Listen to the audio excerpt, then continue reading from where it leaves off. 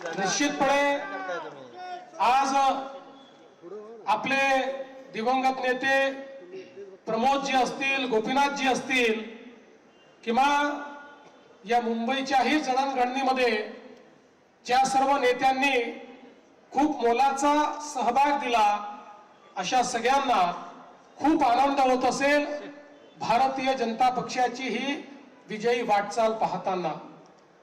आपल्याला कल्पना आहे की माननीय प्रधानमंत्री नरेंद्र मोदीजींच्या नेतृत्वात 2014 साली पहिल्यांदा भाजपने दाखवलं की मुंबईतला सर्वात मोठा पक्ष आपणच आहोत आणि सर्वाधिक त्या ठिकाणी आमदार निवडून आणण्याचं काम हे मुंबईमध्ये भाजपने केलं। आणि 14 असेल, 19 असेल किंवा 24 असेल, या प्रत्येक निवडणुकीत नंबर 1 चा पक्ष मुंबईमध्ये भाजपच ठरला।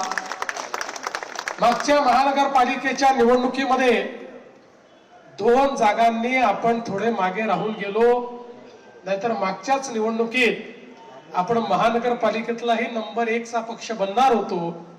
पण काही का असेना, मला असं वाटतं की आपल्याला या सगळ्या निवडणुकांतनं आपली शक्ती काय आहे, आपले कार्यकर्ते मनात आणलं तर काय करू शकतात हे पाहायला मिळालं।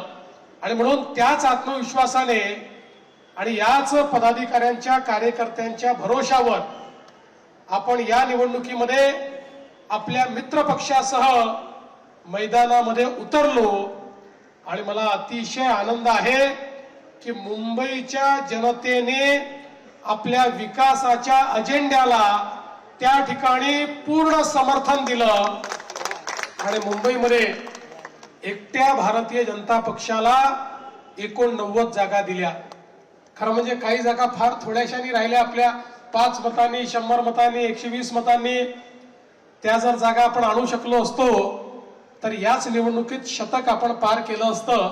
पण शतकापासून थोडंसं दूर आपण राहिलो। पण मला असं वाटतं की जे मुंबईकरांनी दिलं ते भरघोस आहे। अनेक लोक या ठिकाणी सांगतात की मागच्या वेळेस 82 होत्या, आता तुमच्या 87 झाल्या, म्हणजे तुम्हाला कोणचं मोठं यश मिळालं? त्या 82 होत्या, आता 89 झाल्या, तुम्हाला कोणचं मोठं यश मिळालं?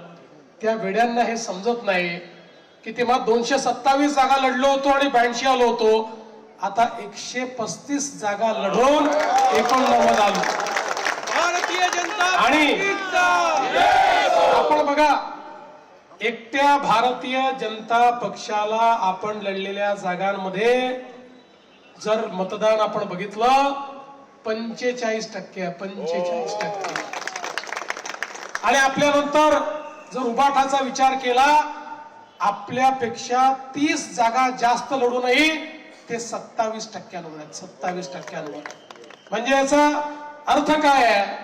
याचा अर्थ असा आहे की प्रचंड मोठा स्ट्राइक रेट, प्रचंड मोठं जनसमर्थन आणि 45% मतं हे भारतीय जनता पक्षाने घेऊन या ठिकाणी दाखवून दिलाय की हा जो विजय आहे, हा विजय मुंबईकरांनी दिलेला विजय आहे।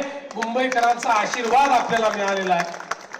आपल्या सोबतच आपले जे सहकारी आहेत, माननीय एकनाथराव शिंदे जी आपले उपमुख्यमंत्री, त्यांच्या नेतृत्वामध्ये शिवसेनेला देखील 29 जागा मिळाल्या।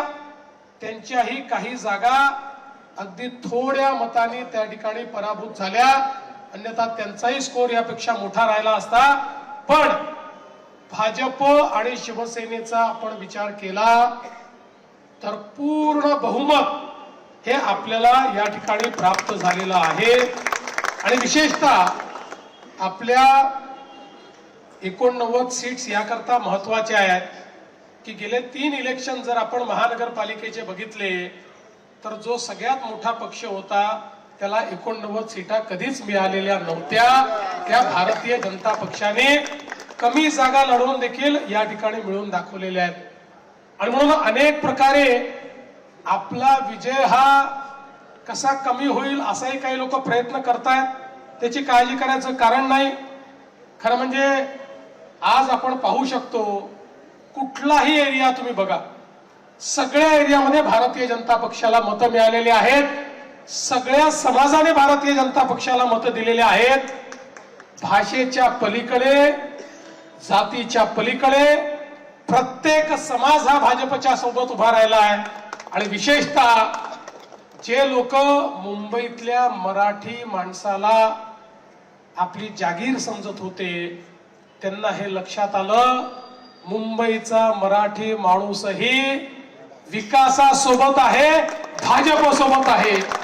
त्यामुळे मुंबईच्या मराठी माणसांनी आम्हाला मतदान केलं, मुंबईच्या सर्व भाषिकांनी आम्हाला मतदान केलं आणि मुंबईतल्या झोपडपट्टीतही आम्ही निवडून आलो आणि बिल्डिंग मध्ये आम्ही निवडून आलो, मुंबईतल्या चाळीतही आपण निवडून आलो आणि मुंबईमधल्या जे काही आमचे त्या ठिकाणी भाडेकरू आहेत त्यांच्याकडेही आम्ही निवडून आलो, कोळीवाड्यामध्येही आम्ही निवडून आलो.